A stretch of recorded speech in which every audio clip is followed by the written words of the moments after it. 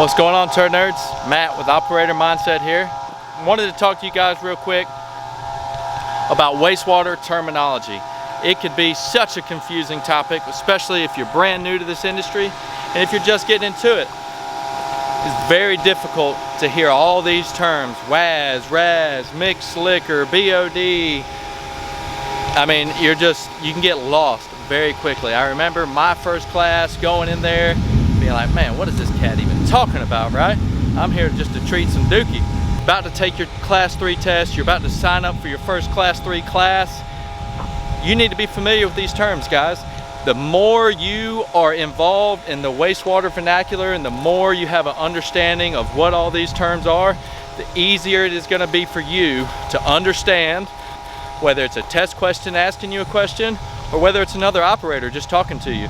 It's going to be easier for you to carry on that conversation, or at least know kind of what they're referring to, what is asking you about if it is a test question, and hopefully help you be able to get your answer correct if it is an exam. So let's go over a few terms together that I think you need to be familiar with, and we'll get started. So let's start talking terms, right? First term you want to be familiar with is influent, or commonly referred to as raw influent. That's what the sewage is that's coming down through the collection system before it gets to the plant for treatment. That's your raw influent coming into the plant. Easy way to remember that one. Next is effluent. So you have final effluent and you might have a plant effluent. Final effluent is the final effluent that is actually leaving the plant process, is actually going into your receiving water or a spray field. That is your final effluent. Your plant effluent would be before it gets to a tertiary treatment, before it gets to disinfection, leaving that secondary clarifier. That's going to be your plant effluent. Those two terms, you need to know the difference there. Most commonly though, people are referring to the final effluent when they're speaking to effluent quality. Now, next term you need to be familiar with. Let's talk WAS, let's talk RAS, right? Now, depending on where you're from in the country, you might pronounce it a little different than I do. But you got WAS and RAS. Those two go hand in hand, especially talking about activated sludge. When you have a WAS and a RAS, you're referring to the waste activated sludge and the return activated sludge. Now here at this facility, those two things are the same. After you leave your final clarifier, it comes up and you have what's called a return. That is your return activated sludge, or RAS. And that's what's adding microorganisms back into the mix, meeting up with that raw influent, carrying the BOD, and those two things are what's actually creating the activated sludge portion of the process. If you want to remove solids, remove microorganisms, a part of bug farming is actually solids management. That's all we do as wastewater operators. We are managing the solids and making sure they go where they need to go. A form of that is WAS. That's how we control it. Managing our bug herd, we can remove solids, remove bugs from the system through waste activated sludge, or WAS. Those two things can be something constant that your plant does all the time, constant return, maybe even a constant WAS, or just particular points during the day, or you might have a valve like we do here. I simply move the gate over and return what RAS becomes WAS, because it's now going to a digester. It's leaving the system entirely.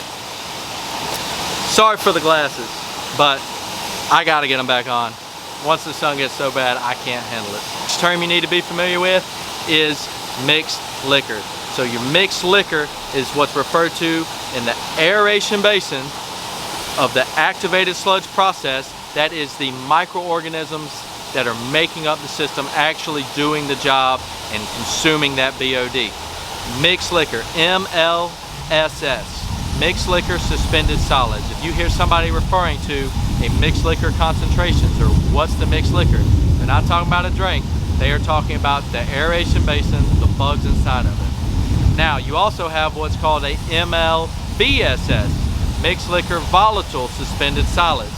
Whenever you hear the term volatile in wastewater, you automatically need to know that that equals organic. Volatiles are organics in the system. So a MLVSS is the measurement of how many organisms, how much of it is actually organic in the system. That's what they're referring to there. You've probably heard me say BOD, or biochemical oxygen demand. That is the actual food. When you see the term BOD, it equals food for the bugs, okay? That's what's coming down the system. That's what's entering in through the raw influent. Remember that. That's going to help you along, okay? Next, you have SRT, or sludge retention time. You hear that term? They're simply referring to the length of time the sludge is being kept in the system before it needs to be wasted or removed entirely. SRT, sludge retention time. Next, let's go with F to M ratio, right?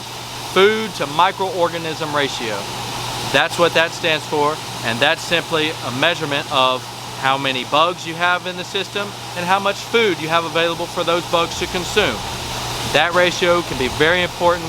It's how some people keep track of their plant. It's how you are operating, how you are keeping track of your solids management, your bug inventory, all of that stuff. F to M ratio, food to microorganism ratio. The next term you should be familiar with is TSS, or total suspended solids. That is a measurement of the amount of solids that are coming into your system and leaving out of your system. It's a very important test to run and to be familiar with. You run a TSS on your raw influent and a TSS on your final effluent. And those two things are going to show how much TSS, or total suspended solids, are entering your system and how much are leaving through the system. The two tests should vary drastically. You should have a high TSS number coming in, totally normal, all good, and it should be much lower coming out, almost non-existent. You want that number to be very low.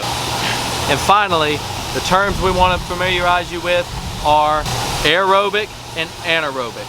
Coming into this industry, figuring it all out, hearing all these terms, I know it can be overwhelming and just a flood of information, but what you need to remember is anaerobic digesters, or anaerobic bacteria, require no oxygen. There's no oxygen available in that process.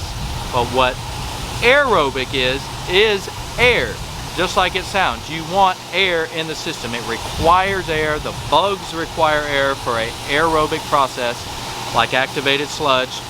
They require oxygen to survive and to perform their process. So anaerobic, no air. Aerobic, lots of air.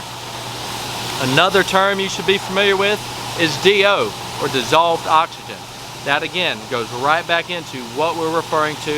You have DO in your activated sludge basin because you have oxygen being dissolved into there for the bugs to consume and the bugs to stay in suspension.